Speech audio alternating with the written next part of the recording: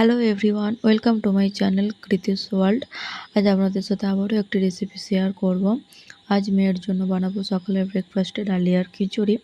আমি পরিমাণ মতো ডালিয়া নিয়ে নিয়েছি এবং ডালিয়াটাকে ভালো করে জলে ধুয়ে নেব।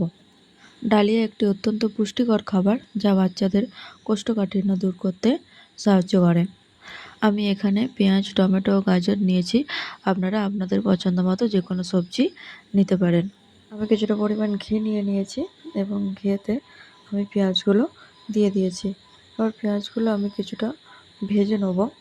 পেঁয়াজটা হালকা ভাজা হয়ে গেলে আমি এতে টমেটোগুলো দিয়ে দেবো। টমেটোগুলো কিছুক্ষণ নাড়াচাড়া করার পরে আমি এতে গাজর দিয়ে দেবো। আপনারা চাইলে এতে আরও কিছু সবজি অ্যাড করতে পারেন আপনাদের বেবিদের পছন্দ মতো। এরপর সব কিছুকে অল্প সময় ধরে ভেজে নেওয়ার পরে পরিমাণ মতো জল দিয়ে দেবো।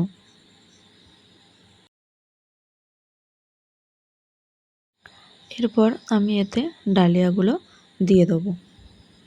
এভাবে ধীরে ধীরে সেদ্ধ হতে বেশ কিছুটা টাইম লাগে, 15 থেকে 20 মিনিট। আপনারা চাইলে এটা প্রেসার কুকারেও সেদ্ধ করে নিতে পারেন। রেসিপিটা ভালো লাগলে একটি লাইক করে দেবেন আর প্লিজ সাবস্ক্রাইব করে দেবেন। Thank you.